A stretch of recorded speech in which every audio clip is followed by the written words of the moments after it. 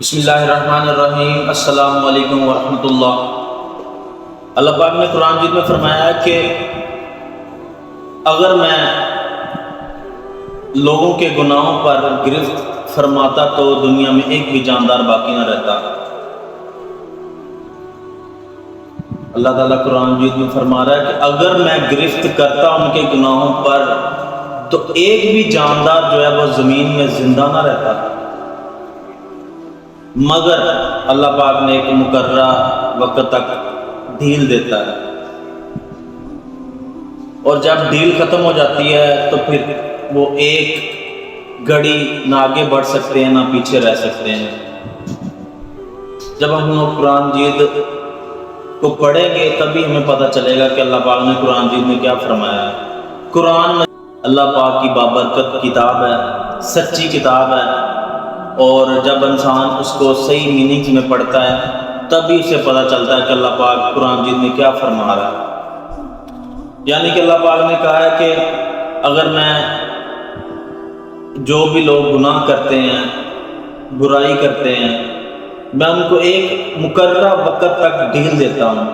اس کا یہ مطلب نہیں ہے کہ آج جو لوگ کسی کے اوپر زیادتی، ظلم، جبر کر رہے ہیں، اس کا ہرگز یہ مطلب نہیں ہے کہ ان سے پوچھا نہیں جائے گا، بلکہ پوچھا جائے گا، ان سے زبردست انداز سے پوچھا جائے گا۔ اللہ پاک نے انہیں ڈھیل دی ہوئی ہے، کر لو یار، کتنا کرو گے۔ اس لیے تو اللہ پاک نے کل قیامت والے دن اپنا نام القہار رکھا ہوا ہے۔ اللہ القہار کا مطلب پتہ کیا ہے؟ کہ قہر ڈالنے والا۔ اور جب سب کو موت آ جائے گی پھر اللہ پاک کی ذات کہے گی کدھر ہیں وہ دنیا کے بادشاہ جو کہتے تھے میں چیئرمین ہوں، میں ایم پی اے ہوں، میں ایم این اے ہوں، میں صدر ہوں، میں وزیر اعظم ہوں، میں بادشاہ ہوں، میں یہ ہوں، میں وہ ہوں، میں فلاں ہوں۔ کدھر ہیں آج دنیا کے بادشاہ؟ میں ہوں آج دنیا کا بادشاہ، ساری دنیا کا بادشاہ میں ہوں۔ تب سب لوگوں کی زبانیں جو ہے نا وہ بند ہوگی۔ یہ چرب زبانی، یہ بات کرنے کا سٹائل، یہ اپنی طور طریقے، یہ سارے اس دنیا میں رہ جائیں گے۔ لوگ پتہ نہیں کیا سمجھتے ہیں کہ ہم لوگ آج ظلم کر لیں، کسی کے ساتھ زیادتی کر لیں، کسی کا حق کھا لیں تو ہمیں پوچھا نہیں جائے گا۔ سب پوچھا جائے گا۔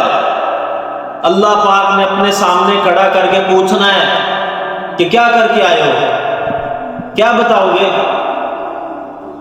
کچھ کیا ہوگا تو بتاؤ گے نا، کچھ اچھے اعمال کیے ہوگے تو بتاؤ گے نا۔ سر آج موقع ہے، آج موقع ہے۔ اللہ پاک نے ہمیں ڈھیل دی ہوئی ہے۔ سر جس دن ڈھیل ختم ہوگی نہ ہم لوگ ایک سیکنڈ آگے ہو رہے نہ ایک سیکنڈ پیچھے رہ جائیں گے۔ آج موقع ہے ہمارے پاس کہ ہم اپنے اللہ کو راضی کر لیں، شیطان کے پیچھے نہ چلیں۔ شیطان نے کل قیامت والے دن انکار، بالکل صاف انکار کر دینا ہے کہ میں نے تو یا اللہ وسوسہ ان کے دل میں ڈالا، باقی انہوں نے جو بھی کیا خود کیا۔ جب ہم لوگ قرآن مجید کو صحیح میننگز میں پڑھیں گے تبھی ہمیں پتہ چلے گا کہ اللہ پاک نے قرآن مجید میں لکھا کیا ہے۔ یار عربی پڑھتے ہیں 100 میں سے 20 یا 30% لوگ قرآن مجید کو پڑھتے ہیں، ان میں سے بھی میرے خیال 10% یا 5% اس طرح کے جو ترجمے کے ساتھ پڑھتے ہیں۔ جب تک ہم لوگ ترجمے کے ساتھ قرآن مجید کو نہیں پڑھیں گے ہمیں سمجھ نہیں آئے گی کہ اللہ پاک نے کیا لکھا ہے۔ جب ہم لوگ ترجمے کے ساتھ پڑھیں گے تبھی ہمیں پتہ چلے گا کہ اللہ پاک نے کیا لکھا ہے، کیا فرمایا ہے۔ سر جب انسان ترجمے کے ساتھ قرآن مجید پڑھتا ہے تو اس کی آنکھیں کھل جاتی، اس کو پتہ چلتا ہے۔ آج اگر میں کسی سے پوچھ لوں نا جس نے صحیح طریقے سے قرآن مجید کا مطالعہ کیا ہے، ترجمہ تشریح کے ساتھ پڑھا ہوا ہے، وہ کہتا ہے یار اللہ بہت ڈاٹا ہے، اللہ بہت ڈاٹا، واقعی یار اللہ بہت ڈاٹا۔ یہ تو دنیا کی زندگی موج مستیوں میں لگے ہوئے ہیں، اور پتہ نہیں ہم لوگ کیا سمجھ بیٹھے ہیں کہ اسی موج مستی میں ہم لوگوں نے رہنا ہے۔ سر اچھے اعمال کریں گے تو آگے جا کر آپ کی آخرت جو ہے وہ سنورے گی۔ اگر آپ اچھے اعمال نہیں کریں گے تو پھر دنیا میں بھی آپ رسوا ہوں گے، اور آخرت میں تو 110% آپ نے رسوا ہونا ہی ہونا ہے۔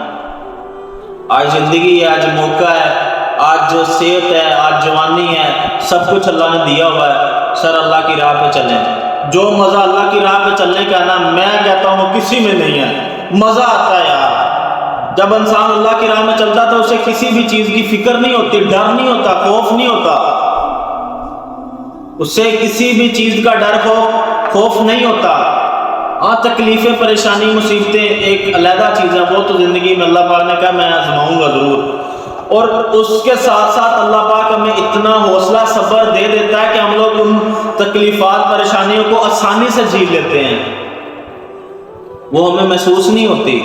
کیوں؟ کیونکہ ہم لوگ اللہ تعالیٰ کے راستے پہ چل رہے ہوتے ہیں، شیطان کے راستے پہ چل نہیں رہے ہوتے. شیطان نے کہا تھا کہ یا اللہ میں ان کی سیدھی راہ میں بیٹھوں گا، دائیں سے، بائیں سے، آگے سے، پیچھے سے میں وار کروں گا، میں نے روکوں گا. تو ہم لوگ کیا کرتے ہیں؟ ہم لوگ شیطان کی پیروی کرتے ہیں اور شیطان کے پیچھے چلتے ہیں. اگر آج اذان ہوتی ہے تو ہم لوگ نماز نہیں پڑھنے جاتے. اس کا مطلب یہ ہے کہ اللہ پاک نے ہمیں اپنی طرف بلایا اور ہم لوگوں نے کہا کہ ہم لوگوں نے نہیں آنا. اسٹیٹ فارورڈ اللہ پاک کو ہم لوگ نہیں کہہ رہے ہوتے. اسٹیٹ فارورڈ ہم لوگ اللہ پاک کو نہیں کہہ رہے ہوتے.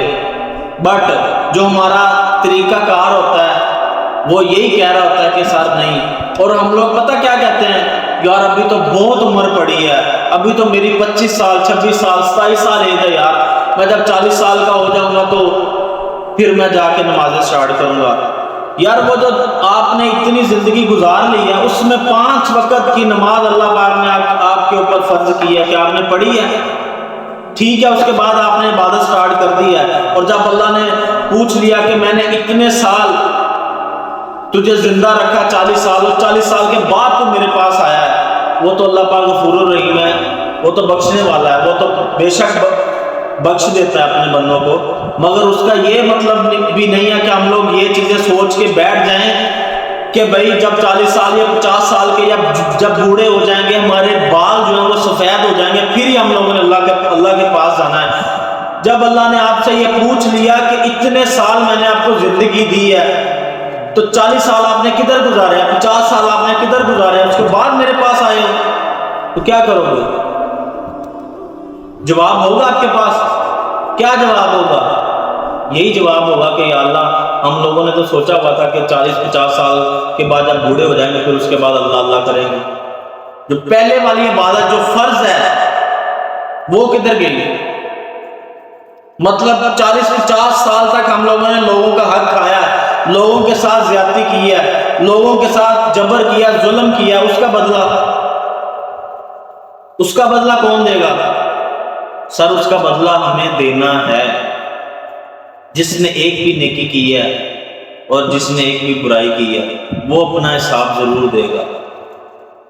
آج موقع ہے سر کہ ہم لوگ اپنے اللہ کو راضی کر لیں. یہ نہ ہو کہ موت کا فرشتہ ہمیں آ لے اور پھر ہمارے پاس ٹائم نہ ہو کہ ہم لوگ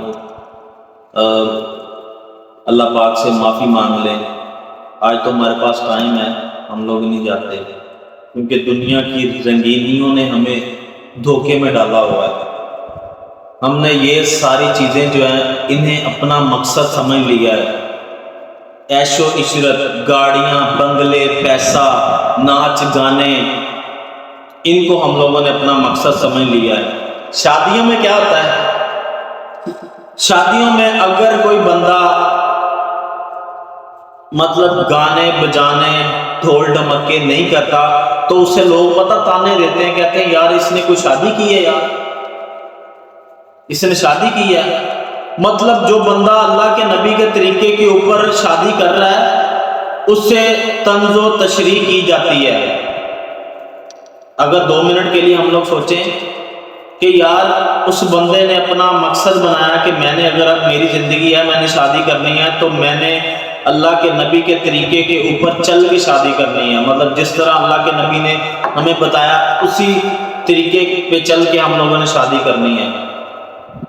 ایک بندہ یہ مائنڈ کا ہوتا ہے اور 99% جو ہے وہ اسے ڈی گریڈ اور باتیں سنانے والے ہوتے ہیں کہ یار اس طرح شادی ہوتی ہے. یار ایک ہی تو شادی ہے، اسے ہم لوگ اس طرح ہی گزار دیں، یار مزہ تو نہیں آئے گا، زندگی بھی سال ایک ہے، زندگی بھی ایک ہے کہ ہم لوگ اللہ کے حکم سے جی رہے ہیں، اسے نہیں جی رہے۔ ہمارے اندر بہت ساری خامیاں ہیں مگر ہمیں وہ نظر نہیں آتی، ہمیں دوسروں کی خامیاں نظر آتی ہیں۔ اور اگر کسی بلیک بورڈ پہ وائٹ بورڈ پہ لکھا ایک نقطہ لگا دیا جائے نا بلیک پوائنٹر سے، تو کسی سے پوچھا جائے نا کہ یار یہ جو بلیک بورڈ میں آپ کو کیا چیز نظر آ رہی ہے، تو وہ کہے گا کہ یار اس وائٹ بورڈ میں آپ کو کیا چیز نظر آ رہی ہے، تو کہے گا کہ اس میں ایک ڈاٹ ہے بلیک کلر کا، مطلب اس کی 99 جو اچھائیاں ہیں وہ ہم لوگوں کو نظر نہیں آ رہی، اس کا جو ایک ڈاٹ ہے نا ڈاٹ ہے وہ ہمیں نظر آ رہا ہے کہ بلیک۔